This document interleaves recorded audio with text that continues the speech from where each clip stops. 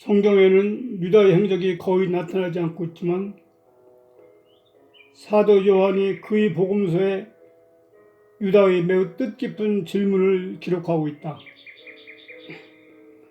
예수님은 마가의 다락방에 준비된 최후의 만찬석에서 이렇게 강론하셨다. 나의 계명을 가지고 지키는 자라야 나를 사랑하는 자니 나를 사랑하는 자는 내 아버지께 사랑을 받을 것이요 나도 그를 사랑하여 그에게 나를 나타내리라. 이 말씀을 들은 유다는 매우 근심 어린 표정을 지으면서 예수님께 이렇게 물어보는 것이었다. 주여, 주께서 저희 제자들에게만 자신을 나타내 보이시고 세상 사람들에게는 그 모습을 보이지 않으시려는 이유는 무엇입니까? 유다의 이 질문에는 그의 다정다감한 부드러운 성품이 잘 나타나고 있다.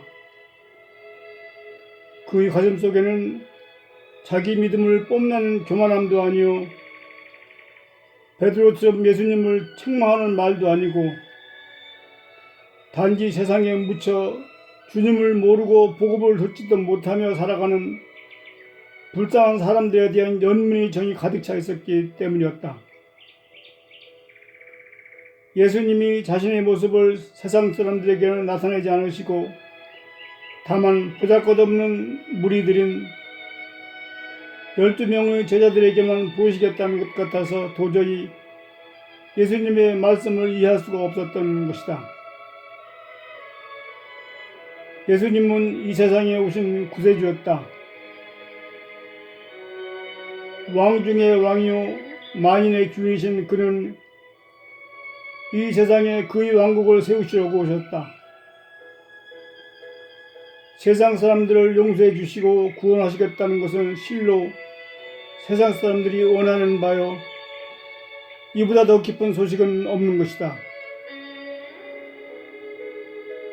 그런데도 사람들은 아직도 소망 없이 주님을 모르고 살아가고 있는 것이다.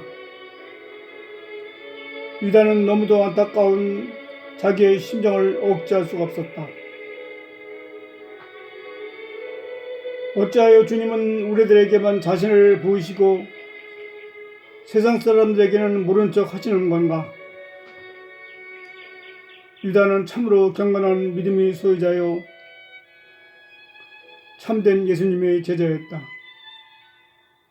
그는 예수님만을 사랑할 뿐만 아니라 세상 모든 사람들을 사랑하고 있었으며 그는 살아오면서 주 예수님께 구원의 능력이 있음을 믿고 있었다. 언젠가 메시아가 이 세상에 나타나시면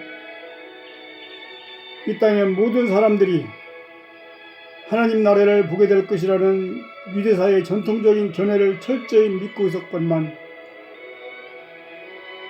주님은 오직 자기를 사랑하는 자에게만 자신을 나타내려고 하시는 뜻을 저는 알 수가 없었다. 그러나 예수님은 유다의 근심 어린 걱정을 듣고서 이렇게 말씀하시는 것이었다. 사람들이 나를 사랑하면 내 말을 지키리니 내 아버지께서 저를 사랑하실 것이요 우리가 저에게서 와서 거처를 저와 함께 하리라. 예수님은 분명히 말씀하셨다. 예수님은 자기를 사랑하면 누구에게나 자신을 나타내리라고 말씀하셨다. 그리고 그 말씀은 하나님 아버지께서 세상 사람들에게 전하라고 주신 말씀이었다. 곧 이 세상을 떠나게 될 예수님은 지금 하나님이 보내실 성령이 자기를 사랑하는 자들과 함께 하실 것을 말씀하고 있었던 것이다. 요한의 형제 야고보의 아들인 유다.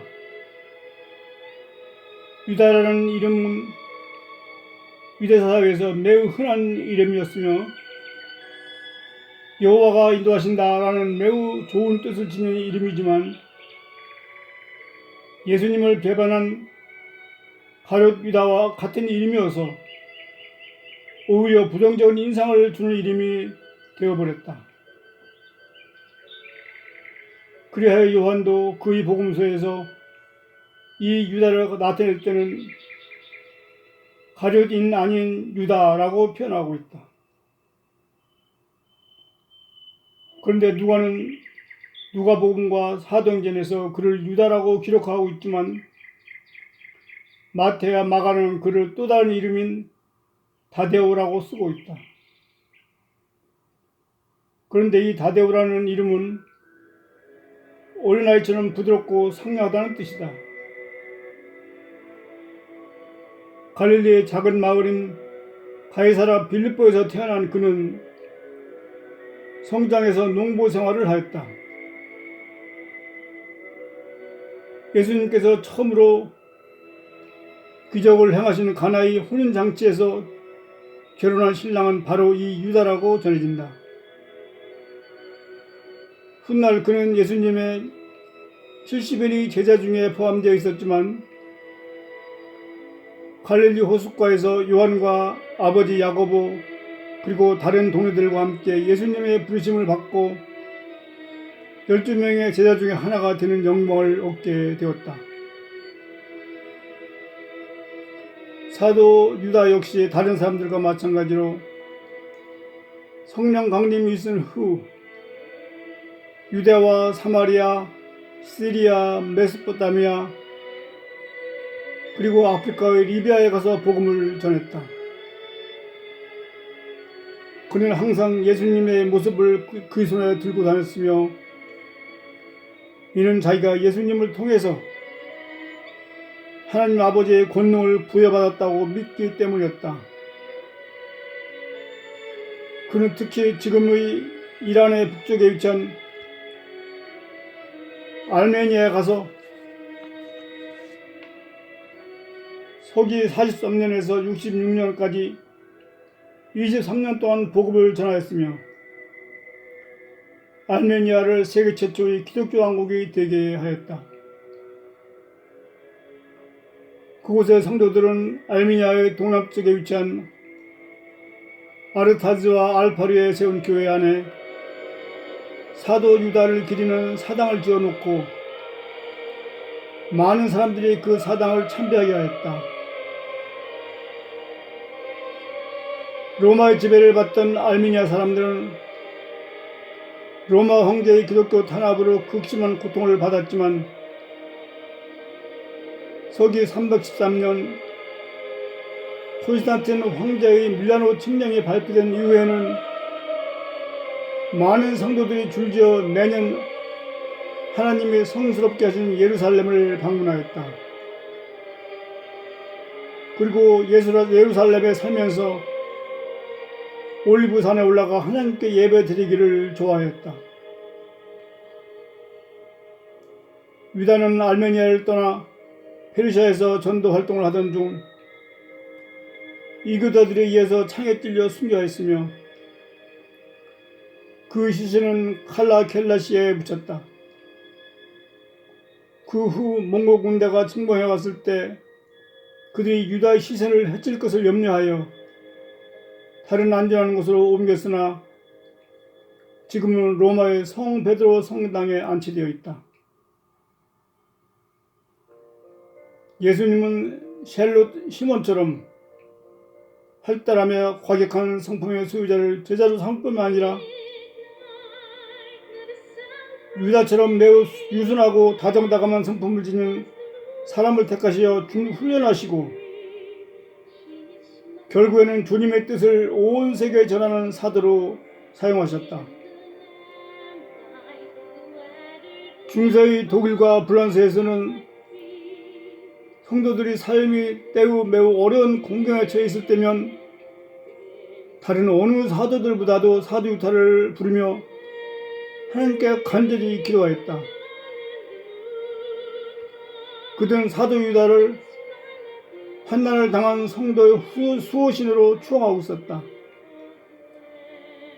지금도 많은 사람들은 그들의 삶이 음침한 사마의 골짜기를 헤맬 때 헤어날 수 없는 절망 속에 빠져 있을 때 그리고 좌절감에 휩싸여 신음하였을 때 사도 유다를 부르며 그의 중보기도를 요청하기도 했다. 그들은 이렇게 기도하였다. 사도 유다여, 이 소망 없는 자를 위하여 하나님께 기도하여 주시옵소서. 지극히 성스러운 사도 유다여, 주님의 친구이시며 신실한 종이신 사도 유다여, 예수님이 배반자인 가룟 유다로 인해서 당신의 이름이 잊혀졌나이다. 우리가 한결같이 당신을 소망 없는 자의 수호신으로 기뻐하나이다. 불쌍한 우리를 위하여 하나님께 기도하여 주소서. 내가 당신과 함께 영원히 하나님을 찬양하리이다. 아멘.